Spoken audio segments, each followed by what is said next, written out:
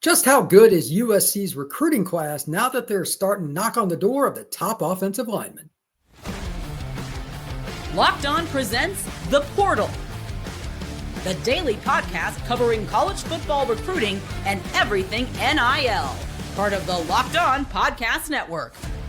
Your team every day.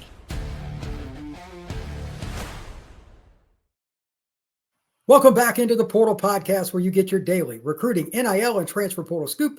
I'm your host, Brian Smith, longtime college football writer and recruiting analyst. Thank you for making the Portal Podcast your first listen each and every day. Today's show is brought to you by our friends at Amazon Fire TV Stick 4K. Turn any TV into an Xbox. No console needed. Head over to amazon.com/Fire TV Locked On to learn more. Today's show, we're going to be talking about the House settlement, how it may not be that impactful after all. I actually spoke about this a little bit yesterday, and I've also talked a little bit about it long term. We're going to dig a little deeper. But today, we're also going to talk about Jackson Cantwell and the trend for offensive linemen. That's going to be a very big overarching theme. If you don't have them, you're not winning championships. And to start off the show, that is a key point because USC, arguably their biggest need, were in the trenches. Did the Trojans fix that, or are they at least trending in that direction? That's what we're going to discuss right now. And my guy, John Garcia Jr. from Rivals, is going to help me do that. John, how you doing today, sir? I'm doing well, Brian. It's every time we dig into it, there's a lot more to talk about. It seems like we always run out of time, but no doubt it's time to give USC some flowers for sure. The Trojans have a really unique class, historically speaking, because of A, how fast it grew, and B, linemen.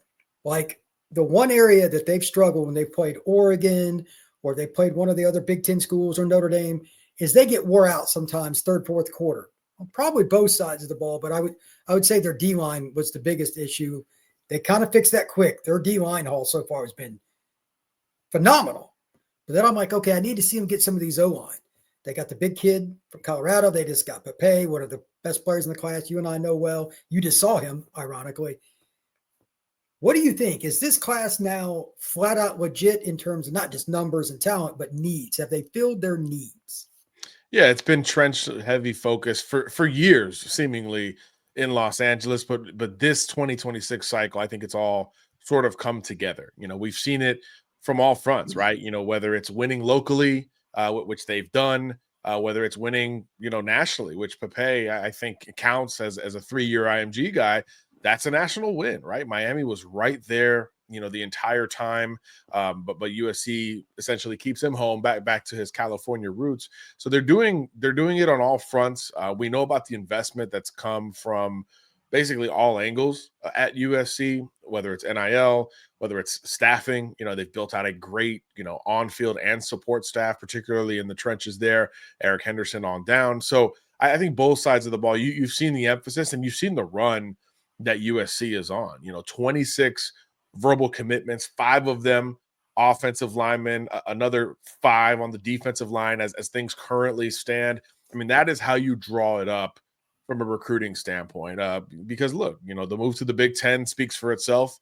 The trenches were always going to be, more important, even though they're always important in general for where a program like USC wants to get to or get back to, I should say. But in the Big Ten, it's emphasized that much more.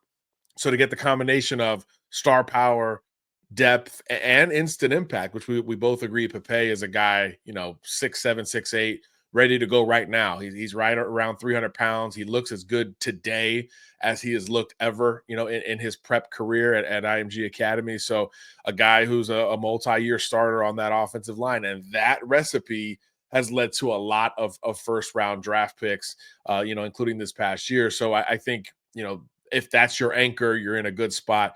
And it always helps to bring a California native back home. So the strategy, the execution, the urgency all comes together really nicely for USC, which has a runaway number 1 class, I think, across the board, certainly for us at Rivals, 26 verbal commitments. The next closest program from a volume standpoint is at 17. So not only is it quality, the quantity is backing it up there in LA as well. And they're not done. Whether it's on the offensive line or in general, USC is still pushing for elite prospects. Pepe told me the recruiting Brett Koleje. His teammate at IMG Academy, probably the best run blocker at IMG Academy. Pepe is the best pass blocker. That's his roommate right now, so he's on the case. And on top of it, these USC commits are shutting it down. Pepe said, I'm not taking any more visits.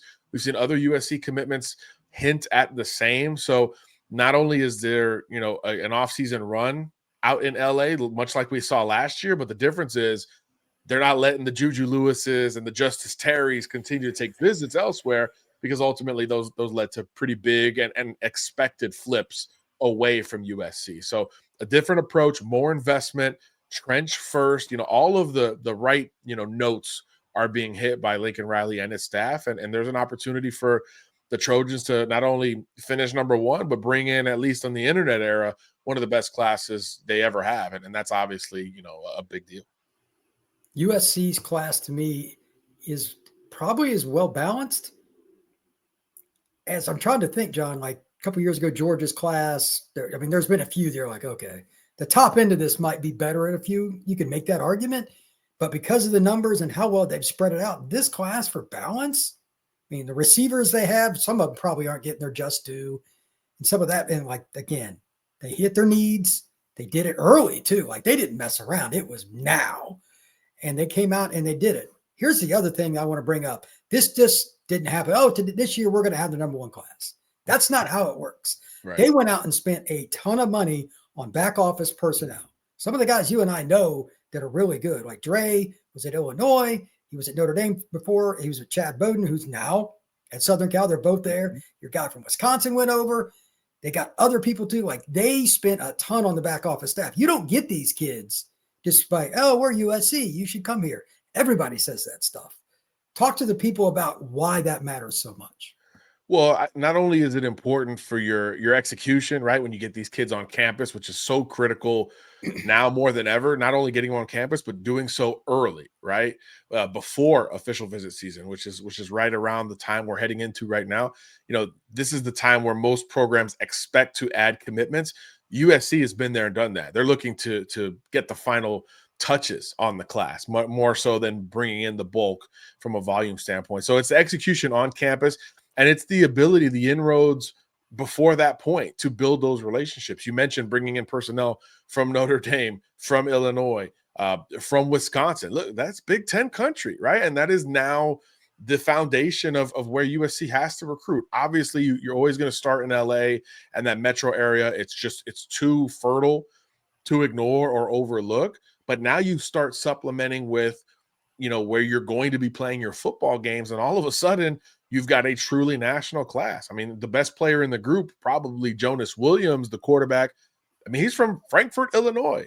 How many Frankfort natives have ever gone to USC as a student, much less a football player? So those inroads, I think, played a huge part, and the personnel that they have added to Lincoln Riley's staff obviously have been playing their own parts, because we're seeing USC's ability to go anywhere, which is obviously the formula back in the day under Pete Carroll. You think of, those glory teams at USC, the last time that they were national title, front runners, favorites, what have you, they sprinkled that LA, California group with guys from all over the country. Leonard Williams from Florida, Dwayne Jarrett from New Jersey, come off the top of my head. And that is that formula that I think nationally has to work. You look at any class, and we've talked about it a lot on this show, any national title roster, it is not regional. It is national. I don't care if you're talking Nick Saban's Alabama, the Joe Burrow LSU team, it has a national feel at the end of the day, and that's become the formula. Ohio State just showed us. Notre Dame right there always recruits nationally. You look at the teams, even Michigan a couple years ago, more of a spread out footprint than we would traditionally expect. So I think all of that plays a huge role. But the urgency on top of it, I think really showed. We've seen USC jump out the last couple off seasons with some nice gets and some great numbers earlier rather than later. But now there's clearly an extra oomph to hold on to these kids. So I think that combination is probably going to work. I think out of this group of 26, you'd be surprised if there were as many defections as we saw last year, especially with the higher rated guys Williams is locked in. Pepe, we've talked about at length. He is locked in. Xavier Griffin will be interesting out in the state of Georgia. I think he's maybe the one to keep an eye on if there is, a bit of a last year trend. But for the bulk of it, these guys are going to stay put with the Trojans, barring something unforeseen during the season or what have you, which is always the case for everyone. But as things stand right now, not only do I think USC can contend, with this number one group, I think it's got some staying power, even as Notre Dame, Ohio State, Georgia, Bama, LSU, Oregon, these other schools catch up from a volume standpoint. I think the personnel in place at USC, should they hold their own on the field, will allow them to contend for the number one class, which has not been the case for a very long time, to say the least. Yeah, it's been incredible what they've done, and congrats to them on that trend. They've certainly earned it. When we come back, we're going to be talking a little bit about offensive line in the trenches some more, how it's been trending, not just at the high school to college level, but from college to the NFL. That is next here on the Portal Podcast. Did you know your Fire TV is also an Xbox? Turn any TV into your gaming and entertainment hub with Fire TV Stick 4K devices, no console required. Just grab your paired controller, subscribe or sign into Xbox Pass Ultimate with EA Play included, and you're ready to go. Dive into hundreds of premium titles, including EA Sports College Football 25 to Call of Duty, as easily as you stream your favorite shows. Max, Paramount Plus, Disney, anything you can imagine, you can get on a Fire Stick. I use mine all the time, and I love to use it for just about anything, especially YouTube. Head over to Amazon.com/Fire TV Locked On to get started. Xbox Game Pass Ultimate subscription and compatible controller required. Available on select devices, including Fire TV Stick 4K, second generation, Fire TV Stick 4K Max, first and second generation, and Fire TV Cube, third generation.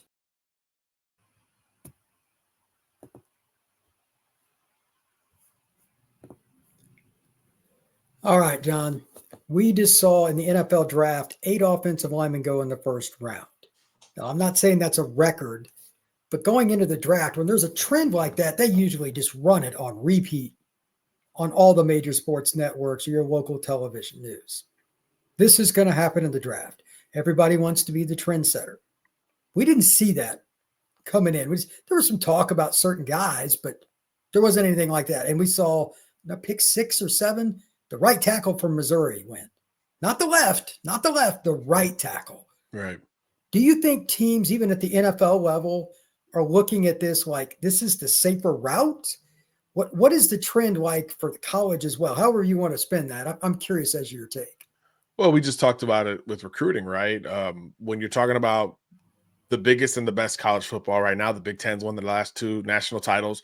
SEC, obviously a dominant run before that, and we all expect both of those conferences to continue to produce. They're known for the trenches. I mean, it's the more complicated we make everything, the more simple it becomes with college football. I mean, it starts from the inside out. I think the most classic coach will tell you that, and the youngest, hottest, trendiest coach, will tell you that at the same token. So I think for the NFL, hey, when in doubt, get a big body, get a big boy up front who's going to be able to either protect your main asset, which is, of course, the quarterback, or disrupt the other team's quarterback on Sundays, I guess Mondays, Thursdays, all the days that they play in the NFL. So, yeah, I think the depth of the draft probably created a little bit of that momentum. There was a sense of, hey, if you need a running back, a corner, maybe even tight end, pass rusher in this past draft, you could probably wait and get a good one. Running back certainly proved to be the case as well. So if you could wait and fill some of those other spots, where do we spend our priority picks, our first round, our second round picks? And naturally, a lot of teams came up with, well, let's just go up front. You can't go wrong in that regard. And I think the most telling part of that was the first lineman that came off the board, and Will Campbell, a guy who has been great for a long time, whether it's going way back to high school, through his college career at LSU, but a guy who never had the measurables, and usually you got to have the combination at the NFL level. But I think the onus, the premium position status, the importance, the consistency, all of that has been stretched so far, and it's become so important that you're even seeing teams compromising. Hey, he doesn't have exactly what we want, but the tape is darn good. We've got to respect that, at a certain point. So it's almost a pushback on all the analytics and all the deeper dives that everybody's doing with player evaluations that are certainly warranted, but there's still some room for the old school, scout to win in this regard. So I think those traditional and ever-present concepts combined with great tape, I mean, all those things are going to push you towards, bigger bodies who can make plays. And I think Campbell is the perfect sort of microcosm of that in this draft. And I think you see it in recruiting as well. There's a pull for great, quality, certainly, but the quantity has to be there as well, especially in this transfer portal NIL era. You could say, hey, think of a 4 or 5 star guy who maybe didn't see the field right away. His high school coach, his trainer, his whoever, his handler, that guy's phone's ringing immediately, right? Hey, I noticed, prospect X isn't on the 2 deep. Well, another school's calling. Another school's at least looking into it, because not only is there a lack of these height, weight, speed guys, but there's just such an emphasis on trying to collect as many as you can that it's something you can't ignore. So again, spinning it back to the draft, when it comes to best available, yeah, if there is depth at other positions like this draft proved, go get a big guy, go get a guy who can block, because there's just not that many great ones. And now you're even looking at guys like you mentioned, right tackles, centers, or guys who can move around and maybe play 4 of the 5 positions outside of left tackle. Those guys all saw increased value going into the NFL draft, and the buzz reflected it over those last few days, and the selections reflected it,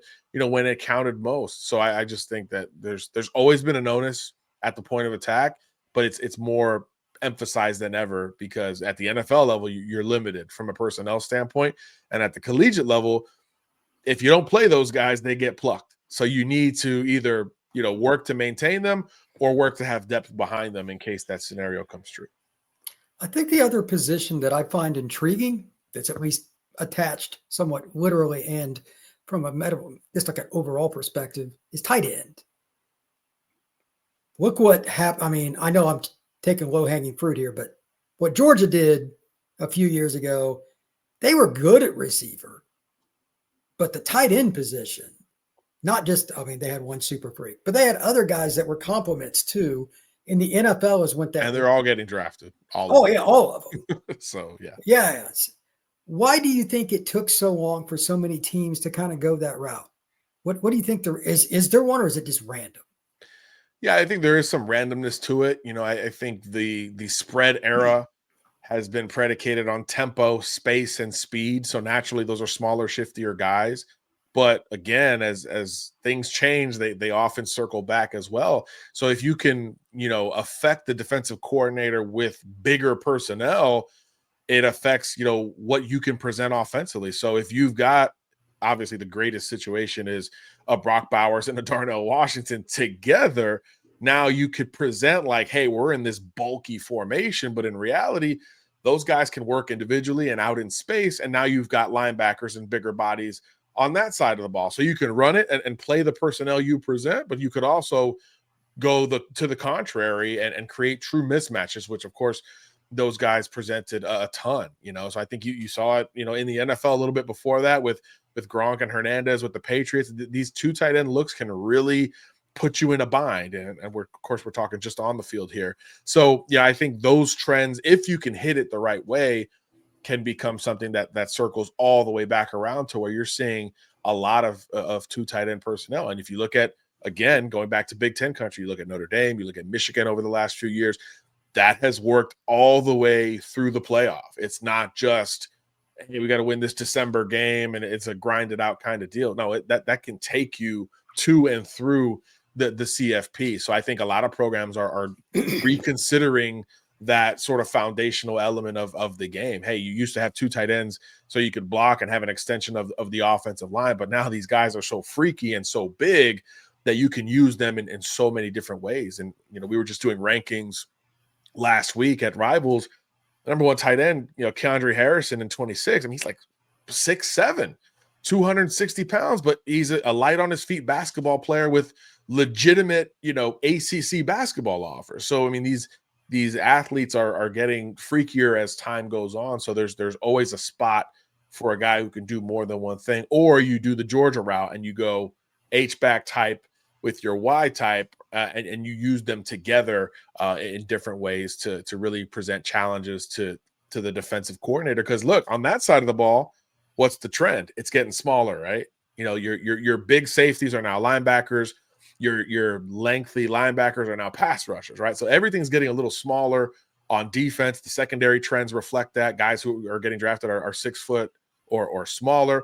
So if you've got bigger personnel who can do more than one thing, now you're presenting more problems for a unit, a side of the ball that's getting a little bit smaller, a little bit faster at every single level.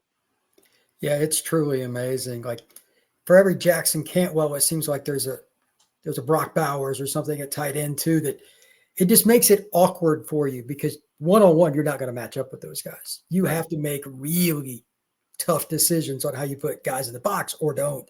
And it's really a crazy situation.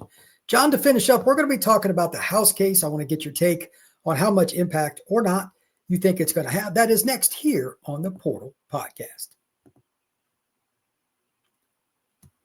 Ever check your bank account and wonder, where did all my money go? Between dining out, online shopping, and entertainment, it's easy to lose track. That's where Monarch Money comes in, your personal CFO, giving you full visibility and taking control over your finances. Monarch Money isn't just a budgeting app, it's a complete financial command center. You can track all your accounts, investments, and spending in one place, so you stop just managing your money and start building wealth. It's easy to collaborate with your partner as well. Instead of keeping all your capital in different places, you can track your personal accounts, set goals, and more under Monarch Money without all the stress. Take control of your finances with Monarch Money. Use code LOCKEDONCollege at monarchmoney.com for 50% off your first year. That's monarchmoney.com, code LOCKEDONCollege for half off your first year.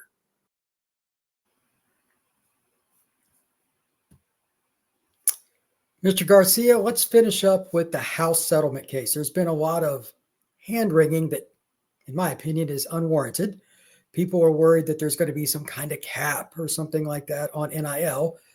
I will just go ahead and state for the record, the chances of that are about -5 million because it's free enterprise, and I'll get into that. But first, I want your take. Where do you think this goes? Because for those that haven't seen, Saban is going to be doing something with Donald Trump in regards to kind of come up with some kind of commission to help with NIL. I don't know what direction that's going, but what is your overall take on the House settlement case?